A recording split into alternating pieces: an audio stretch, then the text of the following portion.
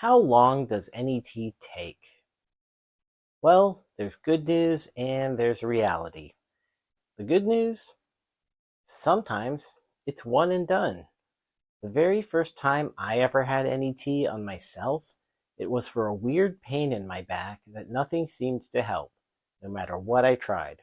But after that one NET treatment, the pain disappeared and I never had it again. And just recently, I got an email from a patient's mom who said, "Thank you for helping my kid with their nightmares and bedwetting. It only took 1 or 2 sessions." And it's one of my "How Amazing NET Is" stories now.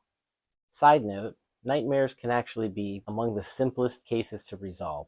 So yes, occasionally a single issue clears very quickly, but that's not the whole picture.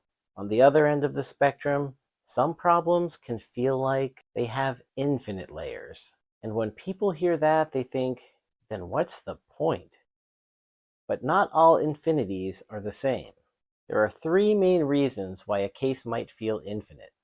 First, foundational instability. If somebody has an unaddressed physiological issue, like significant blood sugar dysregulation, the nervous system may be too unstable for precise emotional work. In that situation, you can keep clearing things, but the system won't hold.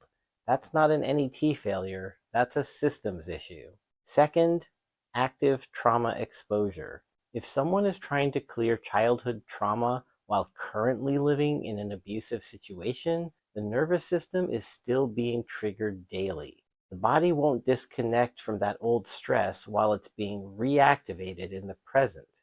That's not infinite layers, that's ongoing threat.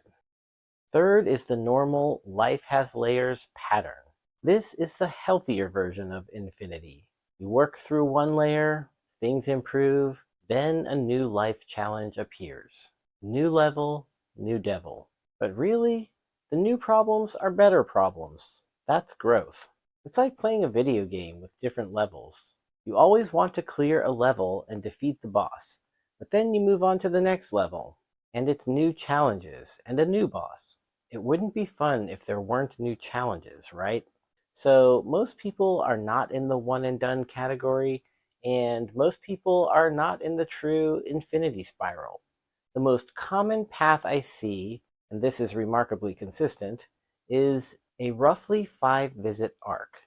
I often call the first visit the whack-a-mole visit. On that first session, we usually find multiple surface triggers, and it's like we're patting out all these little fires. Here's one, here's one, here's one, and here's another one. And as we pat out those little fires, we always want to trace it back to see where it's coming from. As we trace them back, a pattern starts to emerge. Maybe everything links back to 3rd grade, or to a parental divorce, or to a core theme like I'm not smart enough or I'm not worthy. Visits 2 and 3 often focus on clearing that underlying theme. By visits 4 and 5, the reactivity tends to decrease significantly, and at that point, we often shift from clearing triggers to building resilience, strengthening the system so that it doesn't fall back into the old patterns.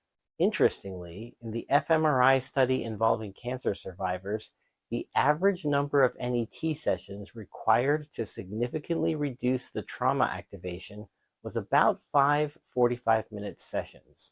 That closely mirrors what I've seen in practice. Now, technically, a single NET correction can take as little as 2 minutes.